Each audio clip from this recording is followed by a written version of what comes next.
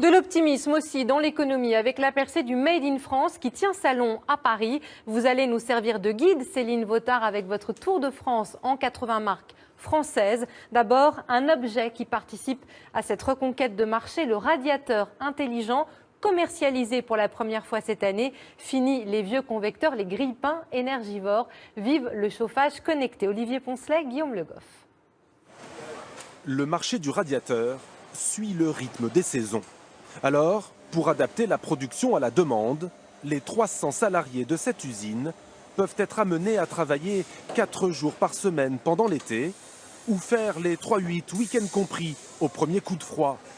Une souplesse qui permet à Thermor de continuer à produire ses radiateurs et ses chauffe-eau en France, y compris leurs composants électroniques. Ça vient de La Roche-sur-Yon, c'est une usine annexe de notre groupe qui fabrique les pièces en interne, chez eux là-bas et qui nous livrent. Ça c'est le corps de chauffe en fonte en fait, et ça vient de l'Est de la France en fait. Donc voilà, c'est le corps de chauffe principal de l'appareil.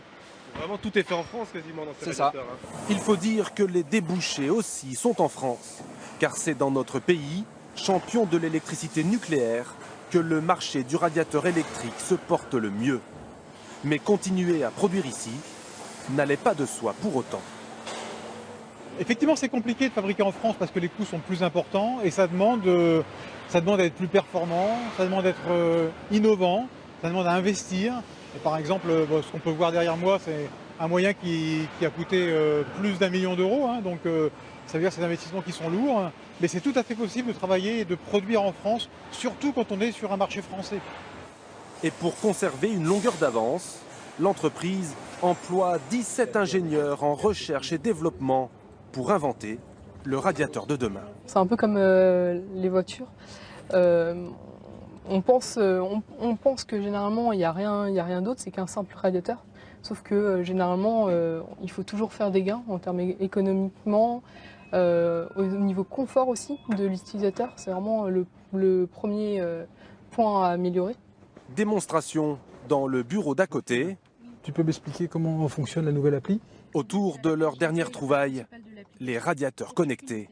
Ainsi que pour la ventilation. Tu peux régler facilement la température de tous les appareils de chauffage qui sont dans ta pièce. Donc ça calcule, ça dialogue avec le serveur et tout est automatique. Ensuite, tu peux voir la gestion de ta consommation avec les économies que tu réalises en fonction des différents postes de dépenses. Avec ces nouveaux modèles haut de gamme, la marque annonce jusqu'à 45% d'économie d'énergie. L'entreprise orléanaise a su renouveler son offre et si elle a multiplié par 2 son chiffre d'affaires en 10 ans, elle n'a pas eu besoin de délocaliser ou de licencier pour y arriver.